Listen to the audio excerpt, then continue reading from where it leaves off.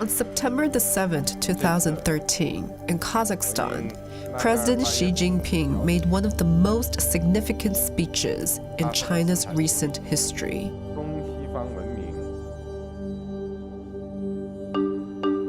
He'd announced the Belt and Road Initiative, also known as the BRI, the largest infrastructure project since the Marshall Plan, aiming to modernize the ancient Silk Road, spring cities from the desert, forging new trade routes across continents and oceans, and launching whole countries into the global digital sphere. I'm Dr. Mei Shaw, an American-born Chinese raised in Taiwan and a professor of East Asian Studies and Contemporary China. I'll be exploring the revival of the ancient Silk Road, meeting businesses and entrepreneurs looking to benefit from the trillions of dollars of spending in this first phase of the Belt and Road Initiative. This is a prime example of people who came in, started something, and suddenly people are gone. So the building is completely empty. I think he really means it. He's a visionary. Sorry. Thank you. First stop, my home of the last 4 years.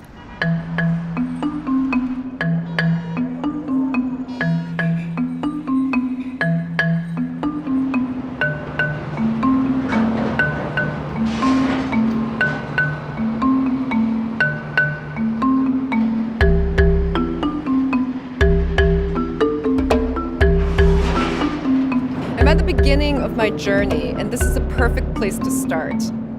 Deep inside the cargo port, I'm overwhelmed by the enormous structures, cranes, containers, and cargoes right behind me. This is where I get a real visual image of why Hong Kong has traditionally served as the gateway for China to reach the rest of the world. This is also where the maritime route of the Belt and Road Initiative begins.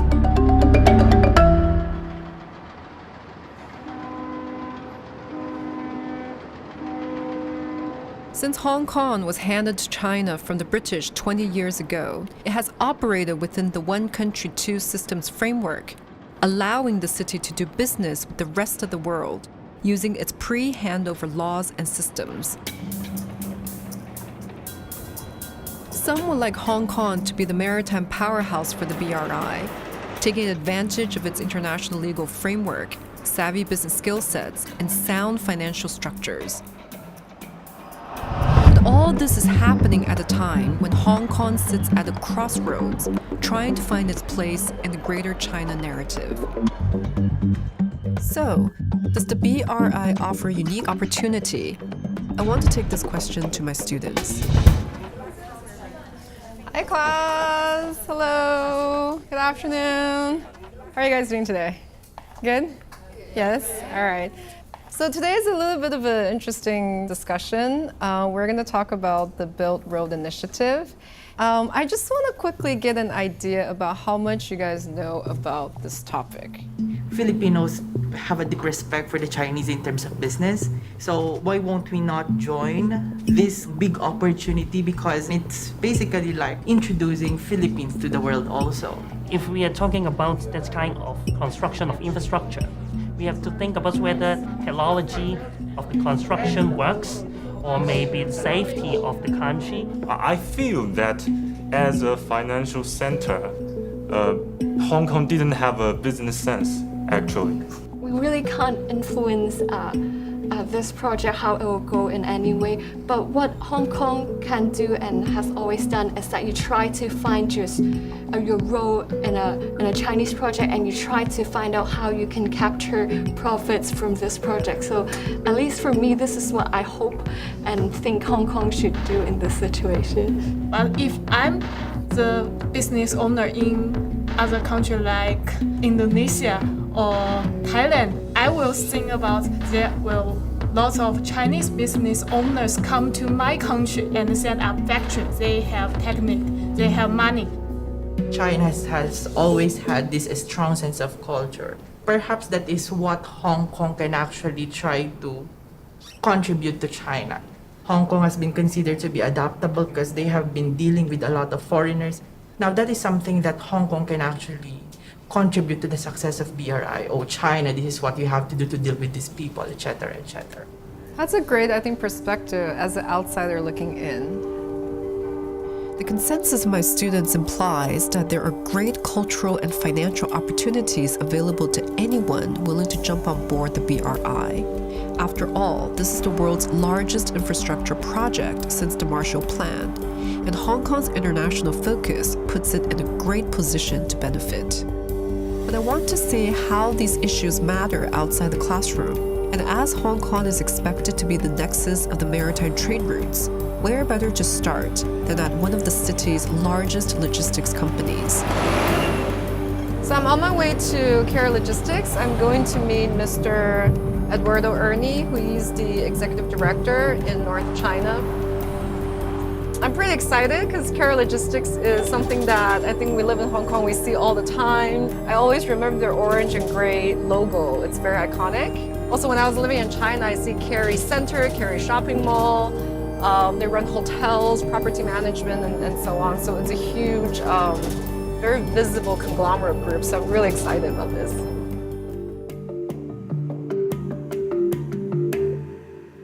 So how does the Belt and Road Initiative actually benefit Care Logistics? The Belt and Road Initiative has opened up many new business opportunities. It has also become essential in our strategic framework for long-term development.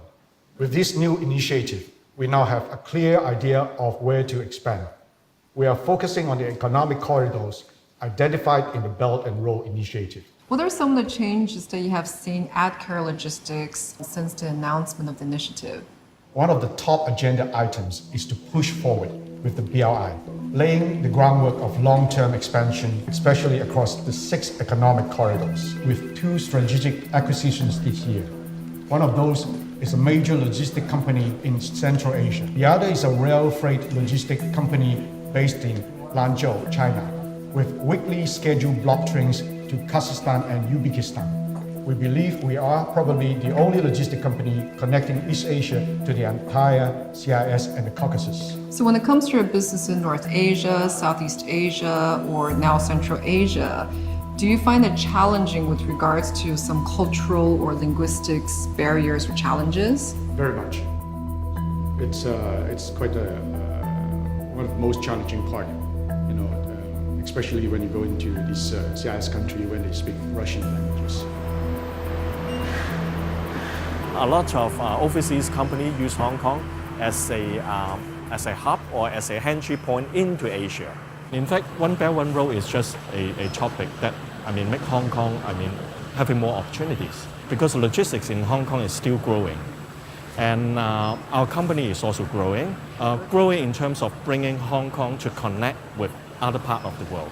Samuel, you're born and raised here. So I'm just curious, do you feel that the Belt and Road Initiative, the Hong Kong expertise, can be transferred to many different cultures and cities and with different people? Certainly, yeah. Of course, Hong Kong people, particularly the young people, have to take up this opportunity, willing to travel, willing to work in other nearby countries, even go to the Central Asia. This is what I think the Hong Kong government and also Hong Kong business company led those young people to have these opportunities. How are the young people in Hong Kong today similar or different to your generation? First of all, they have much more opportunity than the time I grew up. And the access of information, technology, they have more chances to understand things outside Hong Kong. Yeah. Does One Belt, One Road make you more busy? Certainly. Thank you very much for your time then. Thank you. So here in Hong Kong, the BRI seems to be opening up exciting new possibilities and expanding horizons for both big business and the new generation of Hong Kong youth. And at this important moment in the city's long and fascinating history, Hong Kong and its people appear to be in a great position to benefit from the BRI, both strategically and financially. So somehow I'm getting a more hopeful picture at the whole initiative and Hong Kong's role here. Perhaps the industries are really welcoming the idea and embracing it. People can see that a lot of the groundworks have been laid and going along with what either the Beijing or the Hong Kong government is pushing forward to. So I can see a spirit of embrace, and that's wonderful.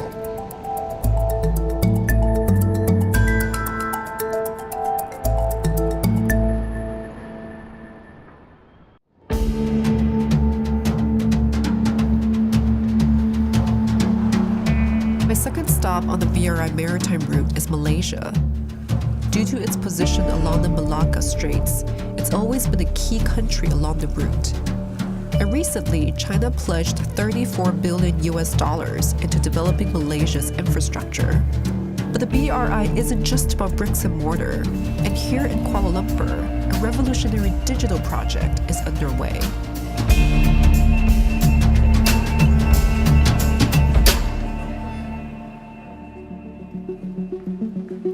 Southeast Asia is one of the fastest growing digital markets in the world. With a young tech-savvy population and a growing middle class, it's the new frontier for the next e-commerce boom. And in March 2017, Chinese tech billionaire Jack Ma and the Malaysian government announced a digital free trade zone, a plan to position themselves at the center of this tech explosion. The Digital Free Trade Zone liberalizes e-commerce across Southeast Asia. And having partnered with the Malaysian government, Ma's company Alibaba, often called the Amazon of China, went on to acquire 83% of Lazada, one of the region's biggest e-commerce platforms, giving Malaysians easier access to Taobao, Alibaba's version of eBay that is hugely successful. The scale of Alibaba is staggering. Recently, on China's equivalent to Black Friday, it reported sales of $25.3 billion in just one day. A Chinese company that powerful often has to work closely with the Chinese government. So I want to find out, how does the Malaysian tech world feel about Jack Ma's helping hand? I'm meeting with Lazada Malaysia's CEO to understand how they'll benefit from riding the BRI's digital wave. First and foremost, I want to ask a really exciting thing, the collaboration between Alibaba and Lazada. In what ways do you think this is a win for Lazada as well as a win for Alibaba? I can't speak for Alibaba here, but I do think that it is part of their strategy to, open up to new markets. And I think they have decided that Lazada is the company that knows the Southeast Asian market the best. The access we have to the talent and the knowledge and experience there is such a massive advantage for us. And it really allowed us to engage more with some of the brands that maybe were not willing to work with us before, but that gave them really the confidence that their partner in China, is now maybe also engaged here. So let's engage more with Lazada. And it also gave the local SME bases in all the markets the confidence to say, okay, we know Alibaba, maybe if they come in, that e-commerce is really ready. Let me adopt this too. Let me bring my business online and let me try to expand my business through a digital solution and instead of building another store or building another warehouse. So Jack Ma mentioned that this is one of his ways to support the Belt and Road Initiative. I wonder if people are aware of the collaboration between Lazada and Alibaba. What is your view on that? What we are really experiencing is a lot of excitement. Digital Free Trade Zone. We have a batch of 1,500 sellers that we will enable to sell into the Chinese market. We are working on a solution to allow them to sell into other ASEAN markets.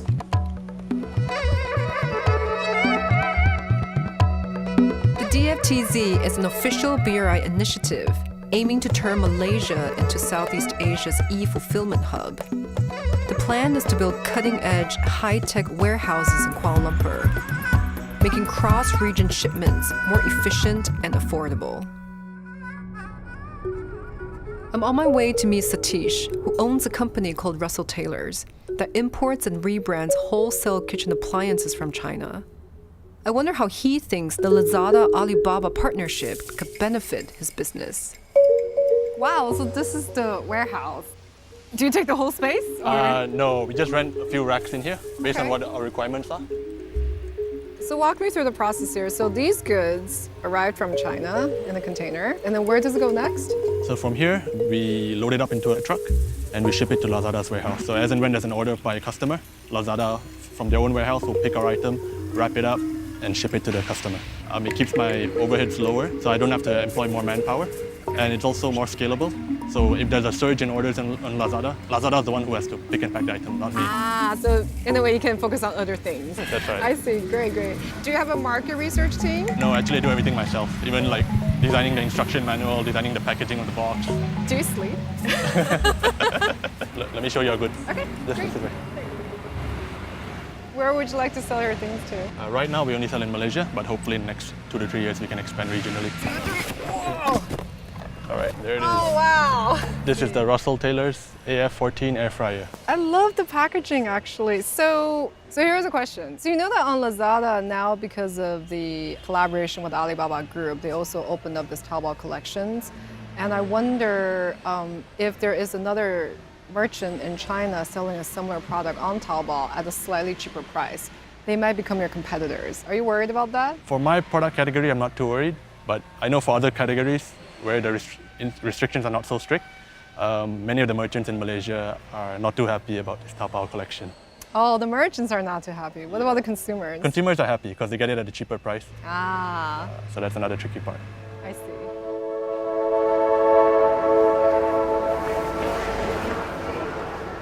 For Jack Ma and Alibaba, it's a win-win situation. Alibaba enters a new local market with a ready established firm and gets to leap on Amazon, positioning itself as the market leader in Southeast Asia. For the Malaysian consumer, it's great too, because all of a sudden they have access to more products from more outlets at digital speeds. But for Satish and his government, this e-commerce revolution presents both a great opportunity and a great dilemma. Because to expand and develop as quickly as possible, Malaysia and Malaysians need Alibaba's expertise, infrastructure, and capital. But at what cost?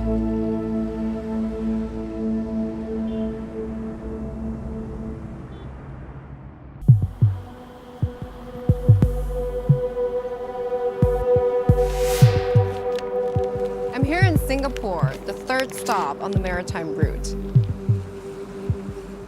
Every time I come, I'm just impressed by how green and lush Singapore is, and I'm getting a glimpse of the future of garden cities. I'm curious to find out how Singapore might become the valuable partner to Build and Road initiative, helping the participating cities and countries to become more green, more sustainable.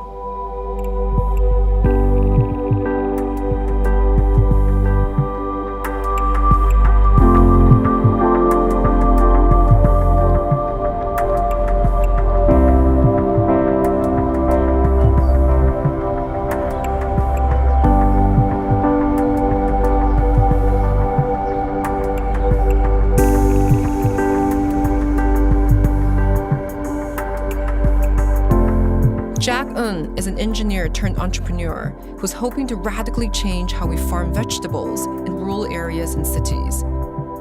His award-winning vertical farm technology has been in development for 5 years. And in 2016, his company Sky Greens secured a $20 million investment from a university in China. Hi, Jack. 你好. Hello, Jack. Nice to meet you. Hello. Thank you for having me here. Welcome to my farm. So this is your farm? Yes, yes, yes. I think this is my first time visiting a farm like this. So you have a big farm here. How many kinds of vegetables are you growing? We can grow more than 40 different types of vegetables with this model.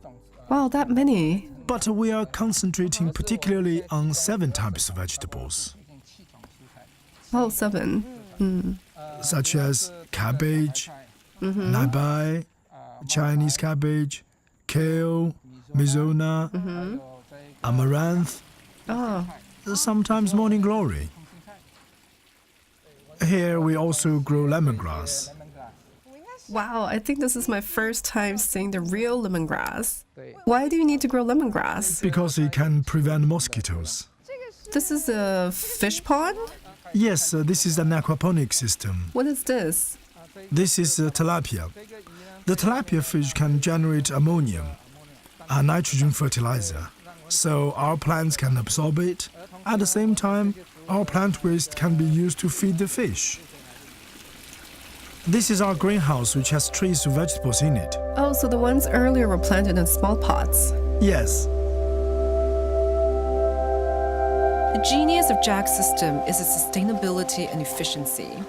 The vegetable plots are layered up to the roof, driven by a water wheel, using the same water to nourish the plants and the fish farm. to fill the water with nutrients. It's an inspiring vision, and to date, Jack's technologies are being used in Singapore, China, Thailand, Malaysia, and Tahiti. Could you tell me how many floors there are here? 32 floors. Its rotation speed is one circle in 12 hours, every day from 7 a.m. in the morning to 7 p.m. in the evening. Can I try? Yes, yes. Can I? Yes.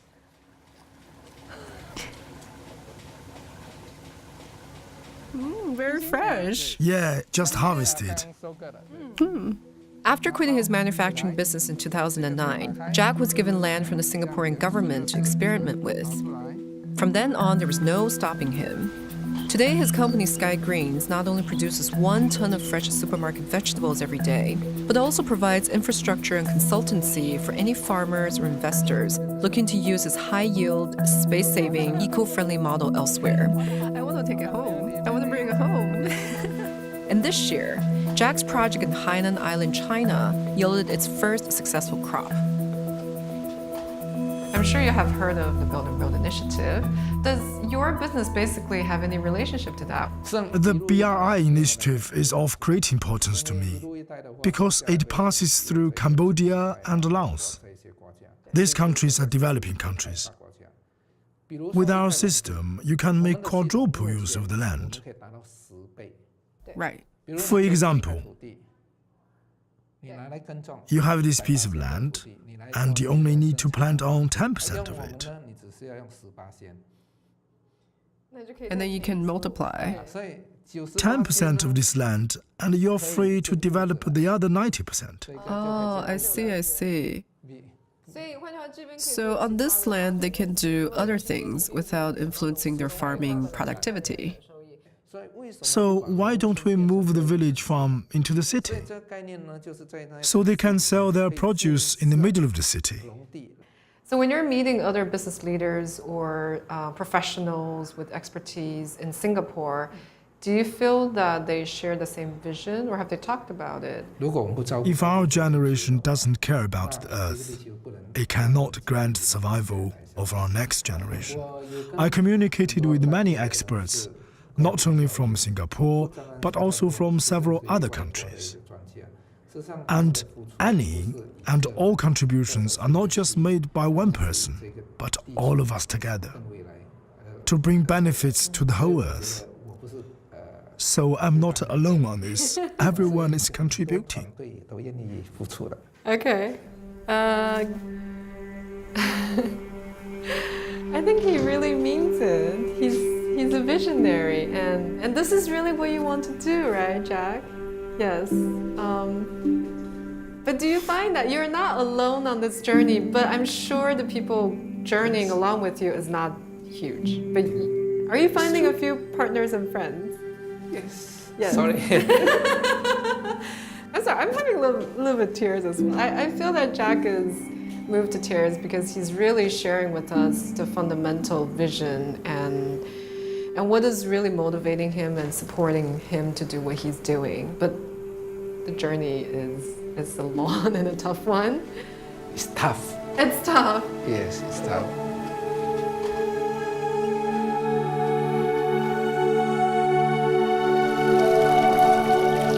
Initially, I thought the BRI would show me China exporting expertise across the 65 countries along the routes.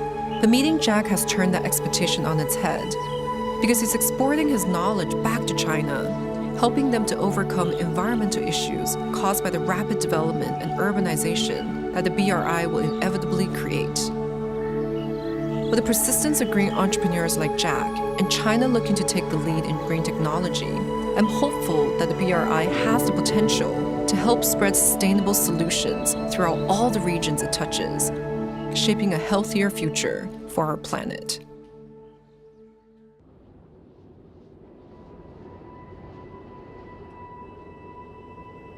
In January 2017, China sent its first freight train all the way to London.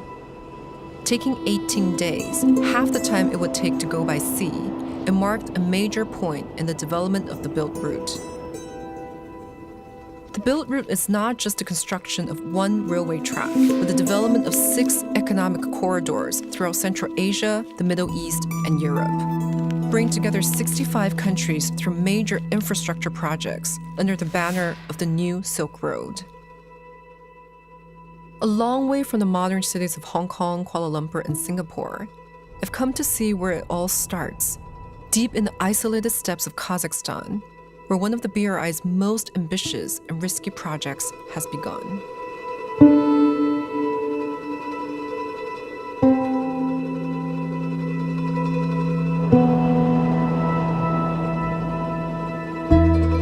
Kazakhstan is the largest landlocked country in the world, rich in natural energy resources and historically considered the point where the East meets the West. I'm heading to a place called Horgos on the Chinese-Kazakh border, most famous today as being that point on the map farthest away from any ocean. Horgos was once better known as a key trading hub for Chinese and Central Asian merchants along the ancient Silk Road. But as the Silk Road withered, so Horgos died, and the buckle in the Belt Route disappeared back into the desert. However, since the announcement of the BRI, new interest has come to this isolated region. And today, the Chinese and Kazakh governments are reviving the old Silk Road, switching camels for freight trains, hoping that a new Horgos will rise from the sands. The first step in the project was to create a Horgos Special Economic Zone. Since the 1990s, China has achieved great success in building special economic zones. One example was transforming Shenzhen from a small fishing town to a 10 million strong economic powerhouse. And here, the same trick is beginning to work. In just 3 years, the FEZ Horgos East Gate has sprouted from nothing, now housing the new Horgos Gateway, the largest dry port in the world. It's here that Chinese freight has to be transferred across to smaller ex-Soviet tracks, continuing to Central Asia and Europe. For Chinese transit customers, this is a new route, only completed in 2015. So I want to see how Phase 1 of the Horgos Regeneration Project is going. Previously, before the Special Economic Zone was built, what we're seeing is probably just like a desert land. Yeah, it was There's a desert. nothing, right? Yeah. So this place really came out of nothing. Yeah, I came up from nothing. But I'm curious then, why Horgos, right? Why pick this particular location? Historically, it's gates of the Silk Road. Second, why Horgos? Because of the local climate. Winter is not snowy here, no wind, so it's dry. How has the Belt and Road Initiative helped you to maximize your commercial value and capacity? Focus from the Chinese customers and also focus from of the European customers has grown. This program helps investors to invest here also. To pay attention. It helps the logistic companies because they have good rates. At this point, are you running on your maximum capacity? Currently, we're working on 50 to 20% of our maximum capacity. So there's a huge room It's for a huge growth. Yeah. We are going to reach our capacity by 2020. So we are 2 years from now. That's pretty fast. It seems that after only 2 years of business, the Horgos Gateway is thriving. But while building the gateway in this isolated area makes strategic sense, the second part of the investment is much more risky and far more symbolic. It's here, just 10 kilometers from the dry port, that the International Center for Cross-Border Cooperation, or the ICBC, is being built. The seed for the new city of Horgos.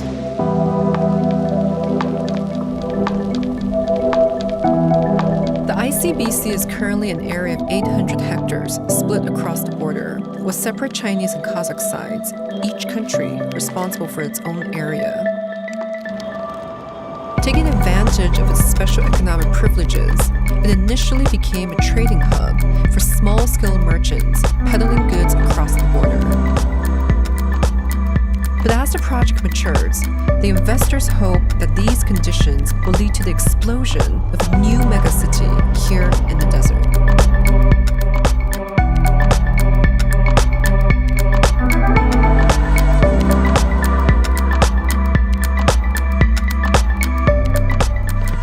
So I've come to meet the president of the Kazakh side to see how plans are progressing.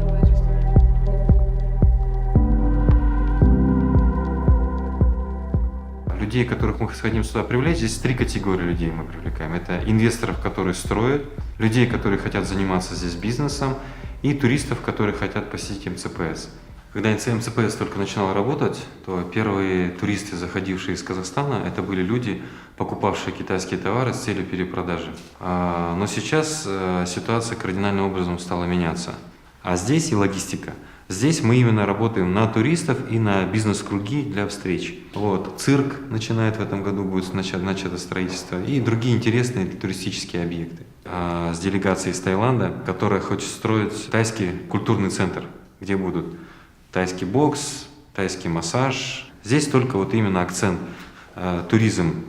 Но не только туризм с целью посетить или развлечься, но и медицинский туризм. Строится несколько медицинских центров, как для китайских туристов, это, допустим, центр пластической хирургии, так и для наших граждан, это центры китайской медицины. But to attract people to a city in the desert, is developing tourism and meeting places enough? В Китае 85% населения не имеет паспортов. У них очень сильно развит внутренний туризм. То есть это вот этот регион Суар, Синьцзянь-Уйгурский автономный район, в год посещает 60 миллионов туристов из внутреннего Китая. И это потенциально наши клиенты. Some people say that this plus the Chinese side together, this will be the next Dubai. Здесь проект совсем другой. То есть здесь идет ежедневный культурный обмен между двумя, не то что странами, а между двумя разными цивилизациями. И он имеет гораздо больше будущего. Дубай, они развиваются уже, просто становятся лучше. А мы развиваемся в совсем другом направлении. Не только лучше, но и качество отношений между этими двумя странами совсем другое. There's a lot of impressive rhetoric around the ICBC, and it's backed up by the numbers. On the Chinese side alone, the new Horgos has already attracted $3.25 billion of investment on a site projected to be the size of New York City. So is this the beginning of the future? The original Horgos grew naturally. The entrepreneurs of antiquity headed there as the Silk Road increased in traffic. In many ways, this is the modern take on the ancient practice of growing a city from a trading post. But the new Horgos is something different, a dual government-led initiative rather than an organic process.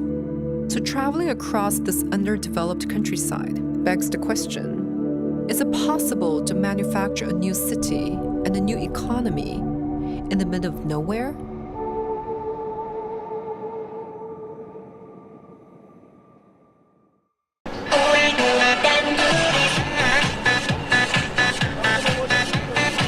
意大利免税店周年庆典感恩大回馈，职位低到你抢不到，凡进店消费超过意大利免税店周年庆典。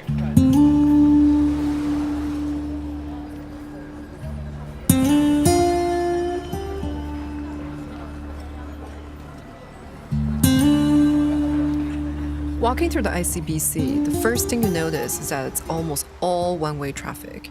The Chinese tourists pose for pictures on the Chinese-Kazakh borderline, then cross over into the Kazakh side to buy fake goods imported from China in a half-completed shopping mall.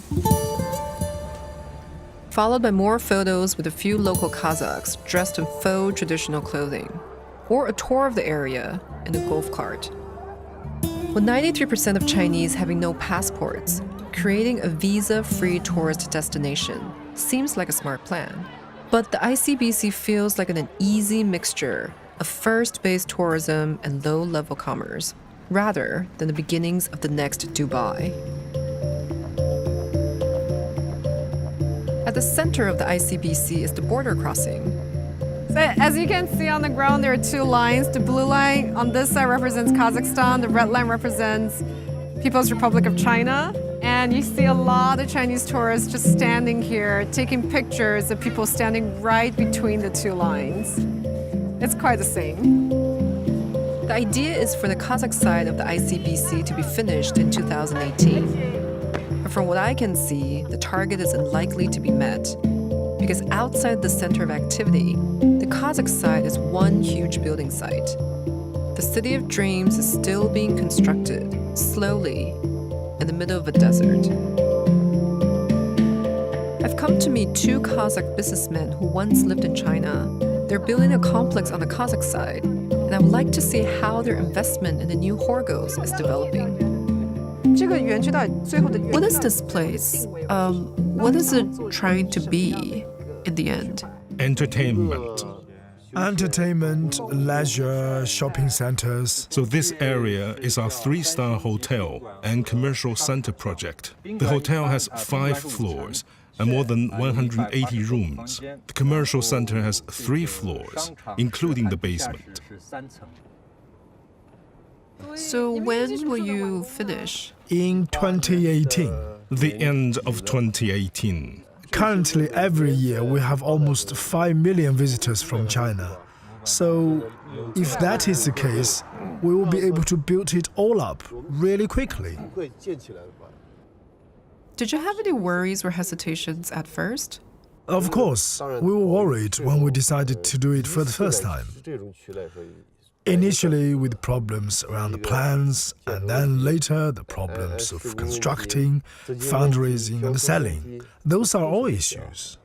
Is this the first time that you invested in such a big project? And the first time to run it yourself? Yes, I think so. Of course, there are risks. Maybe you have to be a pioneer. Anything is possible. So there are risks and opportunities at the same time. Hence, you just asked whether we did a serious evaluation. We didn't do a lot of research. It could be related to our personality. We like adventure. But of course, we worry as well. The developers took me on a journey of the Kazakh side, away from their own site, to show me how other projects were progressing. Currently, these pieces of land are still empty. Perhaps they started to work on something and it wasn't approved, and the plans dissolved. Yeah, this company also disappeared. Disappeared after how long the construction has started? Since about last year. Maybe 2 years. It's been left here for 2 years? Yeah, that's right. So this place is a prime example of people who came in, started something, but there's construction and suddenly people are gone. So the building is completely empty. The site is just left alone, like this. So when you first came here, didn't you see this phenomenon happening? Yeah, we saw it. But you still wanted to come in? No, it's their problem. Their plot is too big. So now, there aren't any investors. So here, it's very interesting. So this is another complex. I believe they're probably going to make it some kind of Dutch-flavored hotel and shopping mall because the name of the project is called Tulip. And interestingly, the way they do the poster here, they specifically point out Built and Road Initiative. So basically to say that this is coming out of the initiative and there comes this business opportunity. We stopped the car overlooking the Chinese side to see the contrast between the two sides of the zone. So if you're standing here, you can actually see this sharp contrast between the Chinese side and the Kazakhstani side. On this side, most of these buildings and the constructions are done by the government. Whereas if you walk back to the Kazakhstani side, you see sporadic constructions. There is much less governmental-led initiatives over here. But I was told that these two buildings actually belong to one development, which actually has been put on hold. So the Suxing Center, is it an office building? Yeah, office buildings. And how many companies are in there now? They are empty. How long have they been completed? It was done before I got here a few years ago. Everything built, but they aren't able to get the people in. Is it possible for this place to become Central Asia's Las Vegas? Everyone is talking about the gambling industry. It's a very interesting business. Everyone wants it to happen. So businessmen that are interested in this area are keeping it in the backs of their minds, especially China. Well, I wish you all the best over here. You really have a lot of courage for coming in and investing. Thank you. Really, it's a lot of courage. And if it's a success, I'm sure we'll see each other again. We'll come and pay you a visit again. Okay, thank you. Thank you. Thank you so Thank much. you, thank you.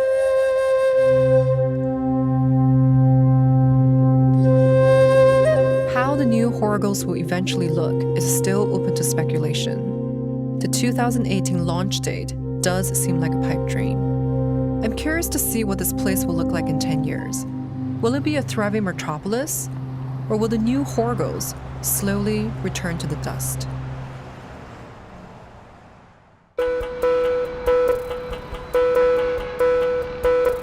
The fundamental thing that will help Kyrgyz Republic leapfrog into a better country with better economy is technology and technological innovation.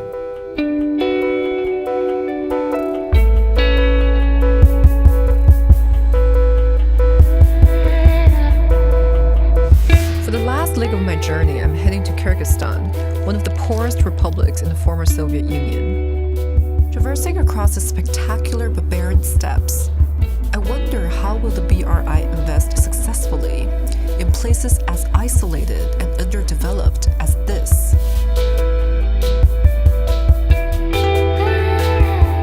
As I pass into Kyrgyzstan, the landscape suddenly blossoms. But despite the beauty, I've arrived in a country that, unlike Kazakhstan, is resource poor with little gas or oil. After the announcement of the BRI, former President Atambayev moved swiftly to propose various infrastructure projects with China, building roads and railway lines. But has Kyrgyzstan got more to gain than simply an enhanced transport system? Is there another sector through which the BRI can help grow the national economy? I'm here to meet a young group of Kyrgyz entrepreneurs who may hold the key to their country's future. At the university, we had this kind of motto, if not us, then who? If not now, then when? I think that I'm one of those people who can change country for better. Aziz Sotobayev is a man on a mission. He set up his company, KG Labs, to boost tech entrepreneurship in Kyrgyzstan and hopes to help turn this country into Central Asia's tech hub. Keen to show me the rise of Bishkek, Aziz took me on a tour of the city's tech hotspots. So this is Ololo House? Yeah, welcome to Ololo. This is main co-working space in Bishkek city. That's a part of the landscape. Incubation hubs like this are the backbone of startup culture in the West. And here in Bishkek, there are a number of hubs that help cultivate ideas and relationships. Aziz wanted to introduce me to two extraordinary local entrepreneurs who are having global success. Yeah. Hi. Yeah. I'm May.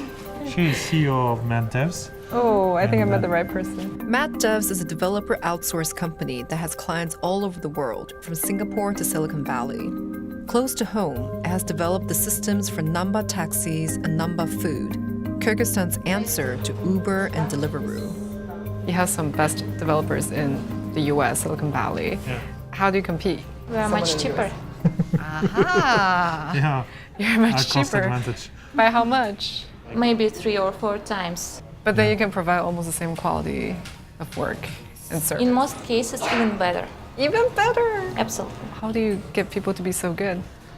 We have a very rough program. We call it Hunger Games. Yeah.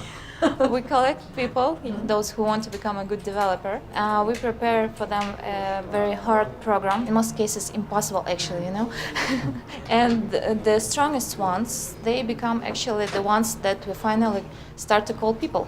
Do you think that this could potentially be the pillar economy for your country? What makes our communities different is that it's growing organically and the initiatives come from community, not the government, not educational institutions. We don't have oil.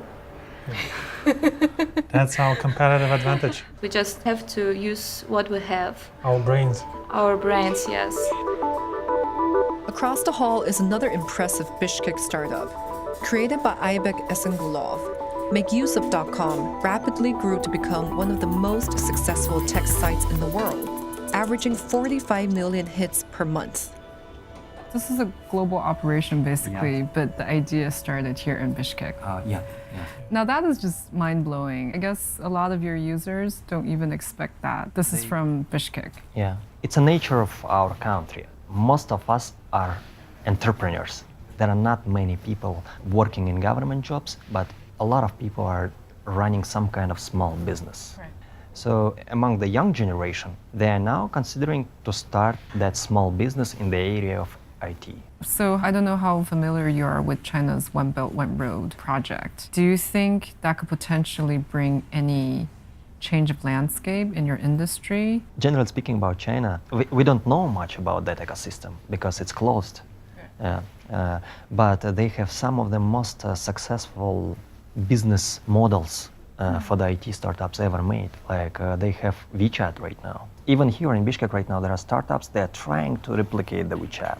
Well, it can also bring competitors, right? For example, what if WeChat decides to come in and take over the market? I mean, could that happen? Yeah, I think, in my opinion, competition is good in IT because when you're competing in IT, everyone is more or less on the same level. In IT, in particular, it's about who has the best idea. Yeah, right? Best idea and implementation. Yeah. Thank you. Without Belt and Road Initiative, would it change anything? Would it change what you're doing? The accomplishment of this project would positively impact into our plans. Just like, in surfing, you would just like find the right way for you, and like from China would come like a big wave that would have a positive impact. But we will still be doing good without even those initiatives. Because you love surfing anyway, right? It just happens that there's a big wave coming. Yeah. But even with the smaller waves, you'll still surf. Yeah, why not? We will create those waves ourselves.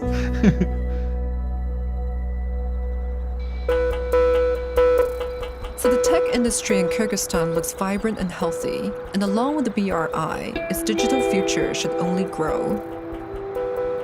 But now, as I'm at the end of my exploration into the first phase of the Belt and Road Initiative, I wonder, what will the future hold? The BRI plows on, forging new relationships, striking new deals, and integrating new economic policies. Its skill, scope, and ambition grows with each passing year, now encompassing game-changing digital innovation in tandem with astonishing world-class infrastructure. As I've traveled through the megacities of Southeast Asia, all the way to the mountains and deserts of Central Asia, I can't help but feel that I'm always connecting with something or someone that has been touched by the massive ambition of the Belt and Road Initiative. But as I've seen, with great ambition comes great risk, both financial, political, and cultural. So only time will tell if China's long-term vision will pay off for the people I've met along my journey. To me, they are the real game changers. They are the true pioneers of this new Silk Road.